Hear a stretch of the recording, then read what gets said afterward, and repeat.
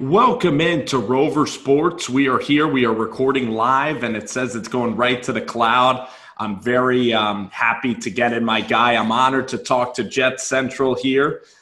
He's talking to us live from Florida today. And JC, man, how's everything going? And how excited are you for April 26th or for this NFL draft coming up? Yeah, I mean, that's kind of what I've had my sights set on for like the whole entire month. I've been waiting for this date for such a long time. I think we got eight or 9 days now until the draft, so I'm pumped for it, and I cannot wait for it to, stumble on us. Absolutely. And every single day, like I've kind of become a little bit exhausted with the entire process. I mean, I'm not going to say that I'm tired of the process, but with the rumors and everything is so much smoke and it's hard to really get like fixated on one thing. And it really does seem to be lingering around. Like I am excited for the draft. I'm going to miss it when it's gone because we're not going to really have, any football really until August. But are you kind of a little bit exhausted with refreshing Twitter, seeing the same old tweets? Are you exhausted with that process? Yeah, I mean, you could definitely say that I'm a little worn out with the whole rumors, what's true, what's fake, what's just, smoke screen, if you will. It does get a little tedious just like sitting around waiting and waiting and waiting. But I know pretty much at 8 o'clock, on April 26th, it's going to be all worth it, and everything's going to go away, and it's just going to be awesome. Absolutely. And when you look at the prospects, I guess that your worst nightmare is that one of these guys ends up being a legend and one of these guys ends up being a bust. Like I couldn't imagine being a Charger fan, I guess, and Ryan Leaf is there and Peyton Manning gets selected. So what is I guess, like your worst fear, I guess? Sorry to be bleak, but what's like your worst fear? Is it Buffalo moving to 2? Is it one of these quarterbacks really panning out? What do you think about? My worst fear is Sam Darnold falling to 3 to the New York Jets and then them being forced to pick Sam over maybe a Baker Mayfield or a Josh Rosen. I'm just personally not sold on Darnold. And I think if he does fall, to 3 on draft night, there's something there. And there's a reason why the Browns, who have needed a quarterback forever, pass on him. There's a reason why the Giants are going to pass on him at 2. So, that's a nightmare of mine. And then Josh Allen being picked by the Jets too. I like Josh a lot. I just don't know if he's a good system fit. He's going to be ready. Or by the time he's ready, Todd Bowles is going to be fired. So it could just be a big nightmare. I look at So I actually had a quick question for you too. Yeah, let's go. What are your thoughts on the current Giants rumors right now? Because it's really narrowing it down between Bradley Chubb, Saquon Barkley, Josh Rosen, and then a trade down. I know right now it's looking like it's going to be a trade down, but until that actually happens, we can only just talk about it as a rumor. What are your thoughts on that, and where do you think the Giants are going to go on draft night? So you've heard that there might be a trade down. I mean, did you see the Shady McCoy? Is that what you're alluding to, or what? Where did you see the trade down also? Yeah, I mean, a couple guys reported it on Twitter. Benjamin Albright being one of them, just talking about the Giants and the Denver Broncos are dark horses to move down in the draft for a team like the Arizona Cardinals or maybe even the Buffalo Bills or Miami Dolphins. Sure. Because I know the Giants, with the new regime in there, Shermer and Gettleman, they want to get a stud. And if they're not sold on, one of these guys at 2, I could see them wanting to trade down. It's just, I think the big domino or the big question is who's going to be the one that comes up? Who's going to be the highest bidder? You're absolutely right. And my biggest so you asked me first about my biggest fear as a Giants fan or what I think, is going to transpire. Yeah, just both, I guess. What do you think's going to happen, and then what do you not want to happen? So I completely agree with you that I think Sam Darnold's going to be a bust, and everybody is so sold on him. Every single expert is, and it's going to be the biggest egg yolk on the face, I think, because I look at Darnold, I think he can legitimately be out of the starting job in 4 years, maybe out of the league in 7, 8 years. I think his career is actually going to be quite, he's in for a rude awakening because of how hitchy he is. He doesn't make deep downfield throws. He's just incapable of doing that. And you barely see him throw 40, 50 yards, and it's all because he played at USC and had great comebacks. But Blake Bortles was great at UCF with comebacks. There's been really good quarterbacks that have been selected high that have performed well. I think Jamarcus Russell won a Sugar Bowl. Brady Quinn had a very great career with Notre Dame. So I know that if Josh Allen's taken by the Cleveland Browns, the Giants then, they're definitely rumored in the Sam Darnold sweepstakes. That'll be an error. But out of the quarterbacks, I'd rather root for a guy like Sam Darnold than Josh Rosen, because Josh is, he's really considered to be kind of an Eagles fan. He can be disruptive in the locker room. And he's just kind of a little bit tougher to pull for. He might be a better player, but I really want to stick with Davis Webb. I don't think the Giants will regret having Davis at all. I think Davis is going to be really, really special in this league, be a starter for double-digit years. And I'd like Barkley at 2 or a trade back. Bradley Chubb, you look at his explosion, I think he could be okay. What do you think about these top prospects? Which guys are going to hit? Because every year we have the Mark Barons, the Maurice Claibornes. We have guys that don't pan out in the top 5 every single year. Yeah, I would say just thinking about it right now, the safe prospects that I think are just going to come in and start day one and dominate, Minkah Fitzpatrick, Saquon Barkley, and Quentin Nelson. Those 3 guys are, in my mind, the for sure 100% locks that are going to be starters, or they could be cornerstones for their respective teams. Mm-hmm. The ones that I kind of have to pump the brakes on it and kind of just scratch my head a little bit, Sam Darnold, USC, Josh Allen, Wyoming. And I'm not 100% sold on Denzel Ward. I like him as a prospect, but as a top 10 guy, I mean, you have to hit. A top 10 prospect has to – you've got to be 100% sure that this guy's going to be a lock, and I really don't know that. And then Vita Vea, I'm not 100% sold on either. I just don't know. I'm not 100% sure. You look at the linebackers. I actually really think Derwin James, I'm just really impressed by his character. Like he was working with Landon Collins, and sometimes you get sucked into these videos, but the guy is such an athlete. I just think that he's not going to be afraid to go in and perform really well. I look at Minkah. I think if Minkah gets used well, again, Quentin Nelson, Bradley Chubb for me I'm a little up in the air just because he's not like an incredible explosive disruptor. You know what I mean? He's a good prospect, but will he really be absolutely spectacular? Josh Jackson has slipped down so many lists. Roquan Smith has question marks about shedding blocks. Tremaine Edmonds. So I agree. I think that the locks in this draft, you look at guys that really, can be very successful. Quentin Nelson, I'd say, is the lock. I'd say Rosen and Mayfield are going to be guys that are the real gems like you talked about. Derwin James.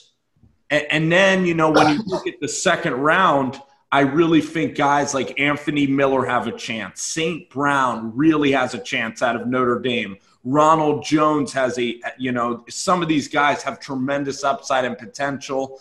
They're solid guys throughout the first round of the draft. There's guards that are looking good, but you think that there's just a couple of guys at the top of this draft board. And I wanted to ask you this question. How many guys do you think are kind of like are plug-in locks? You'd say like the 5 guys you just mentioned? Yeah, I would say so. I really look at players like Quentin Nelson, Fitzpatrick, Derwin James to an extent, players that can just come in and for the most part start on 31 of 32 teams like in the league, depending on which position it is, especially Quentin Nelson. I mean, he's going to come in and pretty much overtake or be an upgrade over on any single team at that guard position, whether it's left or right guard. But a question I want to ask you Yeah. is everybody is so fixated on the top 5, the top 10 of the draft, what's going to happen. Yeah. And respectively so, I mean, it's an awesome topic and the speculation around that's awesome. Yeah.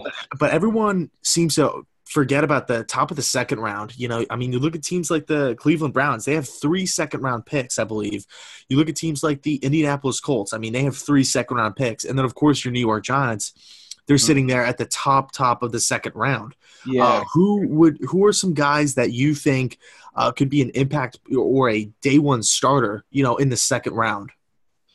It's a great question. I was going to ask you, you know, upon similar lenses, I think Anthony Miller at Memphis is just going to be tremendous. He is just a complete competitor. He has a great head on his shoulders. He's extremely fast and he dominated play. And if you talk to any Memphis person, they swear by him. I think that Josie Jewell from Iowa can be like a Luke Kuechly. He's just so solid in everything that he does. I absolutely love him as a prospect. I look at Carlton Davis, and he has a lot of potential at cornerback to really be a solid corner.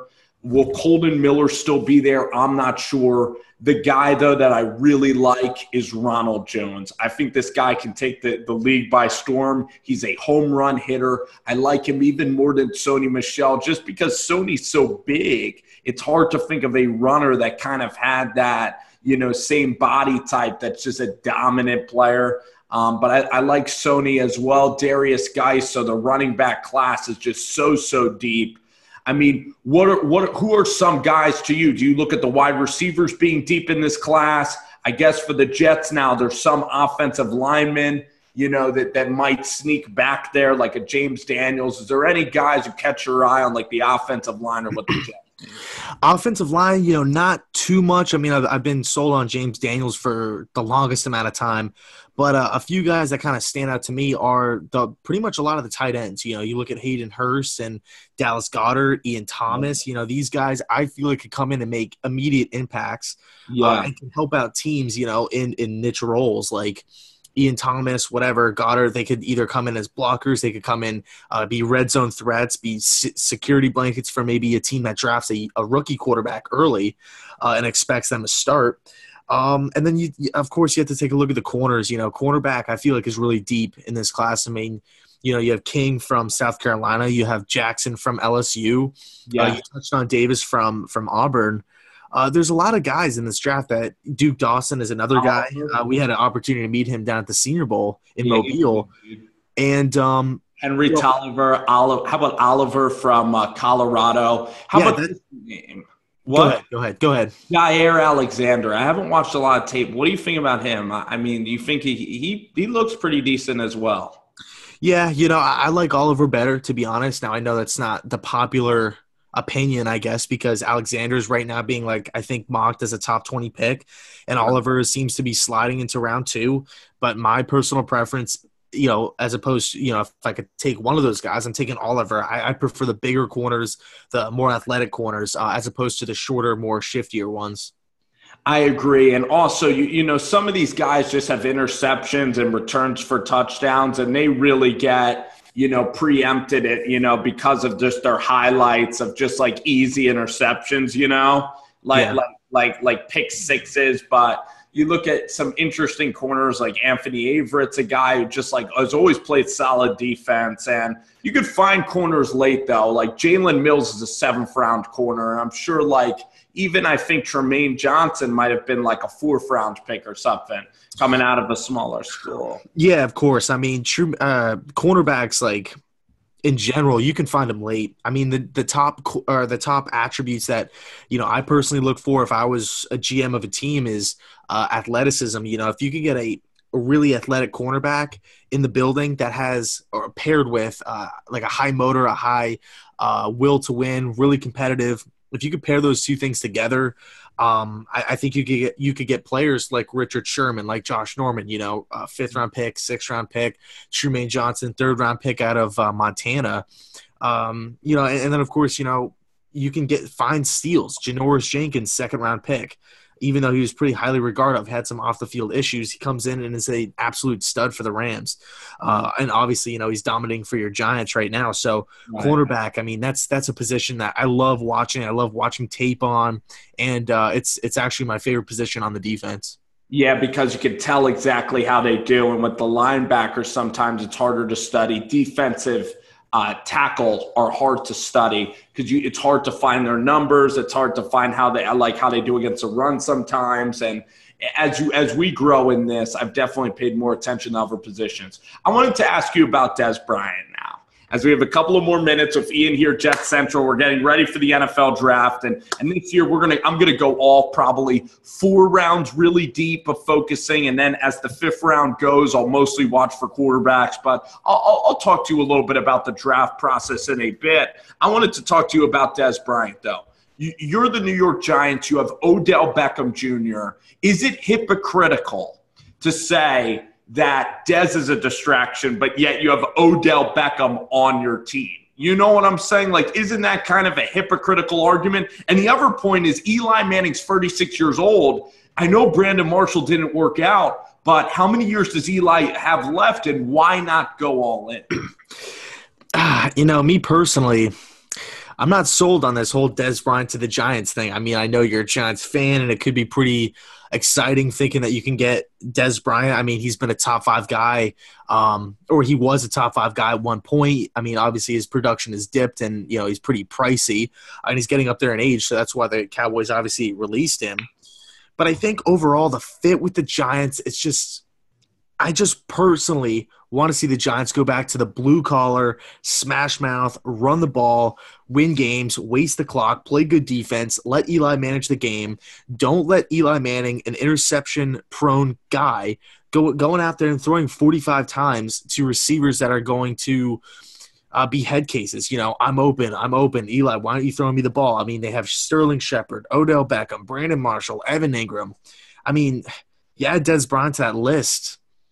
That's a lot of there's not that many passes to go around. I'm sorry, but there's not. I mean, this isn't McAdoo anymore. I want Eli under center. I want them to run the ball. If I'm the New York Giants, I'm saving that money, and I would save that money and use it for Landon Collins when you can. Yeah, I completely agree. And Landon's a guy that's locked in. So I am completely still on board and I know that this is cooled off, and maybe by design, I would trade Odell straight up for the 4th pick. I don't know if Cleveland would like to do that, because imagine if the Giants get Barkley and Chubb, and even if you don't sign Dez, the Giants, I still think, need to aim to win this year with Eli Manning, if that's the option. Like, you look at the Jets and the Bears, you guys are sort of, I don't want to use the word rebuilding, but you're really developing. You're getting ready for your run. Tom Brady's getting really old, and you want to see strides, and then in 2 years you're going to strike and completely strike gold. But I look at the Giants, and it's sort of in dire times now with Eli Manning. I would certainly look to move Odell to strengthen that running game. I think Odell's a huge headache, and you know what I'm saying? I think it's hypocritical to not take Dez for that reason and keep Odell Beckham.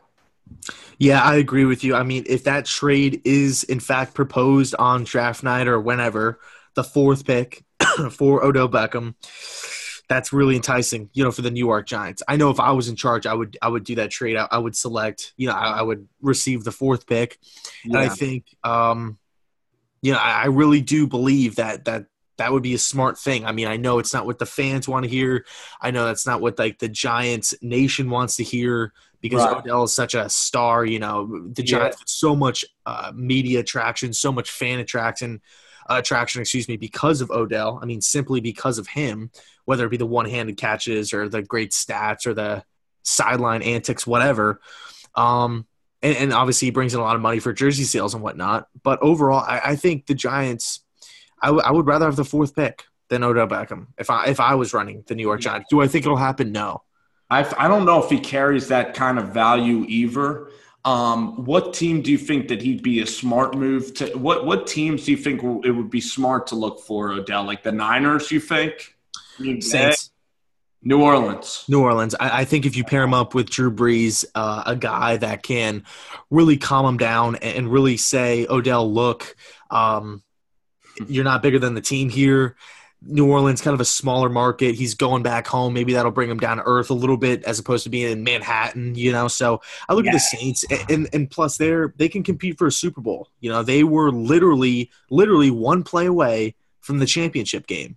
I mean, now you're adding a top 5 receiver in OBJ, pairing him up with Hall of Fame quarterback Drew Brees, Michael Thomas, that running game, Sean Payton, he's going to find him ways to get him the ball.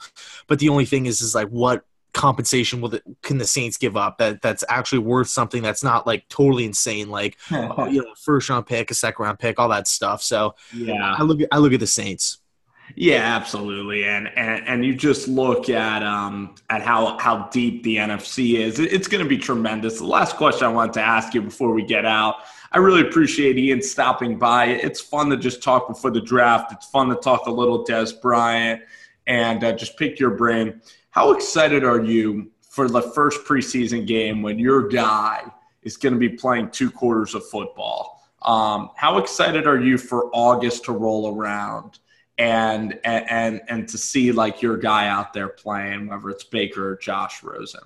Yeah, I mean, it's definitely like really exciting. I mean, I'm trying not to overthink it or like get too hyped up right now, because I know if I do that, it's gonna be a long summer. The dog days in summer really do drag by when all you're thinking about is preseason football and like the beginning of June, late May. It really, really drags. But it's pretty exciting. Thinking about rookie quarterback. New guys in the building like Crowell and Terrell Pryor, and checking out this new West Coast system that we haven't really ran before. Then, you take a look at the defensive side. How is Jamal Adams and Marcus May kind of coming along? Trumaine Johnson. It's going to be cool seeing him in the Jet uniform. And then, of course, you have some other storylines like Teddy Bridgewater and, what's the offensive line how's that going to kind of shake up with some new faces there. But I was actually going to ask you one more quick question before we end the pod, if that's okay. Yeah, go ahead. Mm-hmm. Yeah, so we all know everybody that loves Rover Sports knows that you're a big Davis Webb guy. With the New York Giants on the clock, say the Browns take Darnold. Mm-hmm. If the New York Giants do in fact go after a guy like Josh Allen, to put him behind Eli Manning, or Josh Rosen, put him behind Eli and kind of just let him sit, will you walk away on draft night pissed off or irritated knowing that the Giants, they didn't really give D-Webb a shot? They wasted a 3rd-round pick on him. And overall, the pick at 2, he's not even going to play. Are you going to walk away kind of irritated or try to like maybe look at the glass half full? Yeah, I'll be irritated.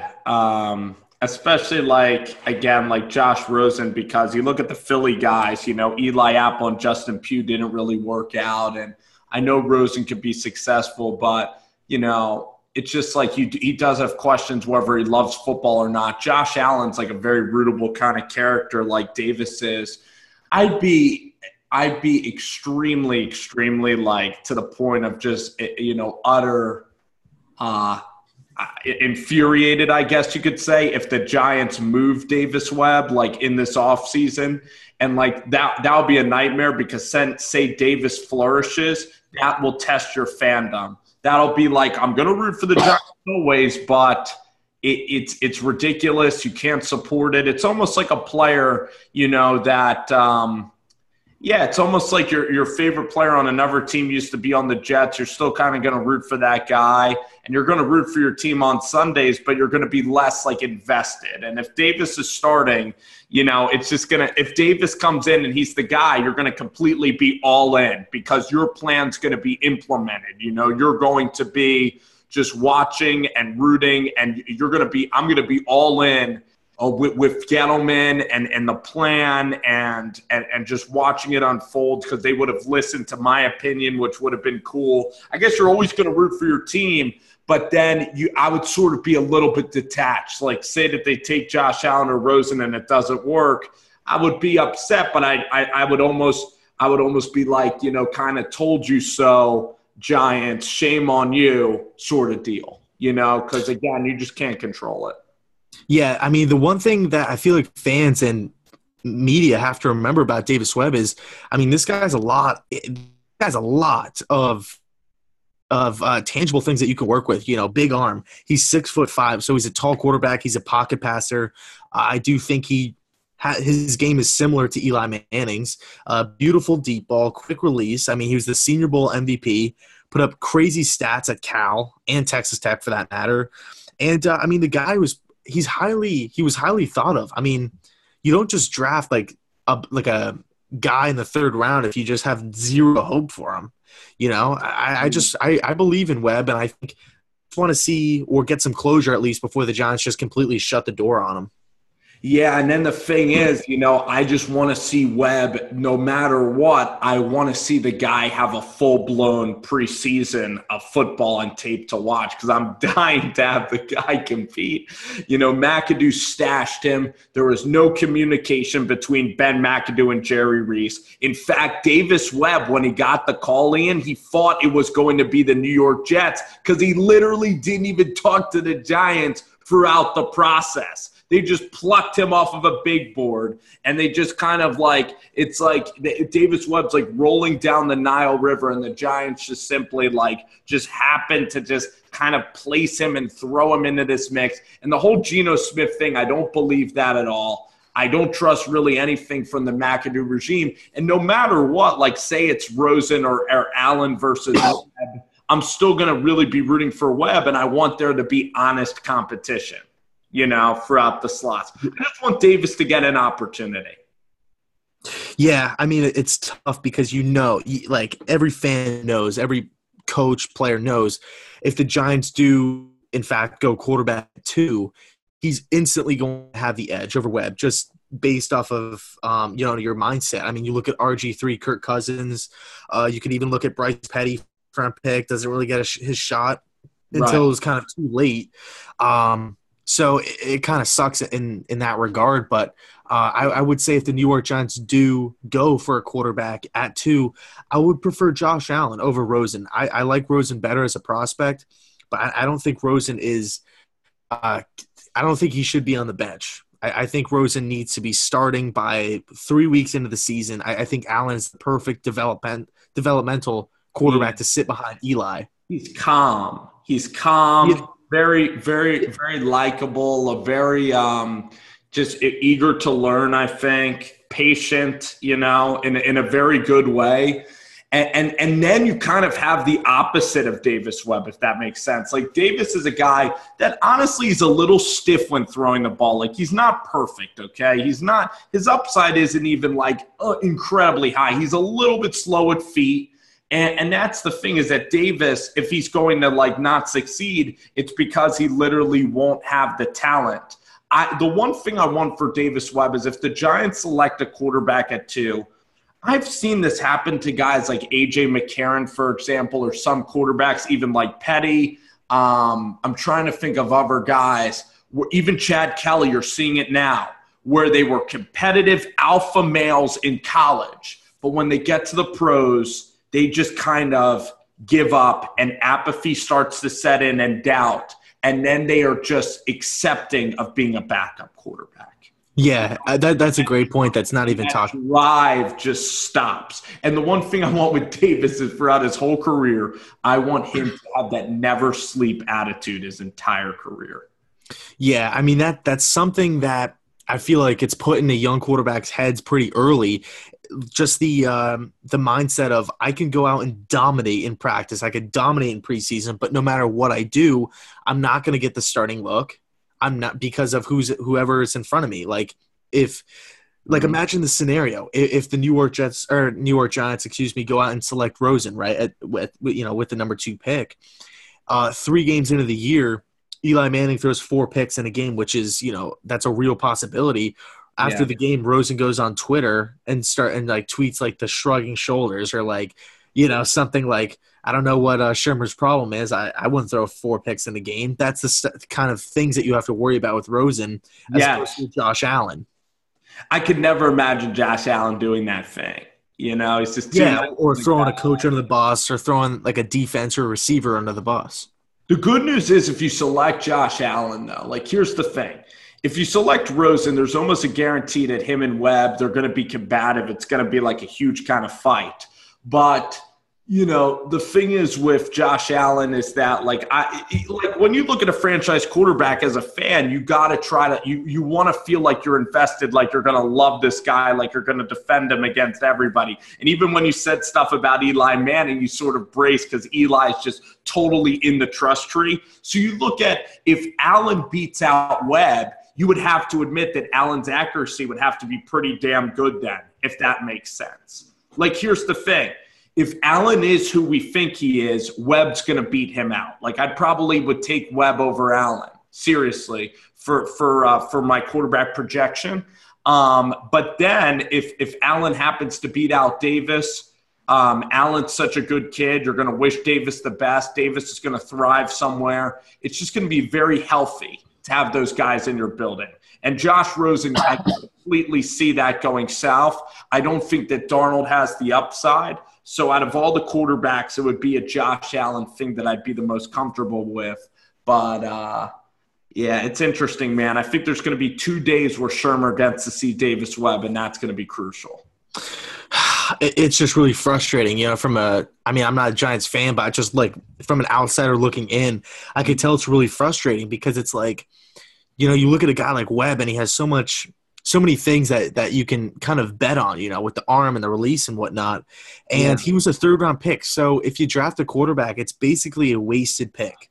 It's a wasted pick. But the persona of Webb is incredible. I mean, listening to his interviews, he motivates me all the time. With everything that he says about just taking care of your own work, about getting up early. He doesn't vacation at all. His vacation is football. Like, he truly loves the game. He wants to reach his full potential. He pushes guys. Teammates love him. He gets to know he just has like Brady-esque qualities. He lives his life kind of like Tom does. And it would be really disappointing because you have this guy right now, like when they made that pick, I loved it. And no matter what, all I want is competition for Davis Webb. And I just can't wait to watch preseason football, see him come along. I think Eli still has a couple of years left. And yeah, this Giants team needs to compete for a division title next year. I very well think they can be. Staff, I think they can be with Pat Shermer, but it's going to be awesome. There's so many interesting teams that I'm really curious about this year. Oakland Raiders, Detroit Lions, and that's what also after the draft, how much fun is it going to be looking at where all these guys go? And then fitting them in the schemes, talking with you, talking about winners and losers of the draft, where teams fit. That is going to be even more fun. That's just going to be incredible when we have all that new content to dive into. Yeah, exactly. All like figuring out where all the quarterbacks are going to land. Even like the smaller school guys like Mike White, Lauletta, guys like just later round prospects. I'm just really excited to see where all the dominoes fall. Absolutely. And just seeing how the careers pan out. So JC, thanks so much, man. Try to put this up tonight. And I had a great time chatting with you as always. Yeah, man. Of course. Anytime. All righty. Jetscentral.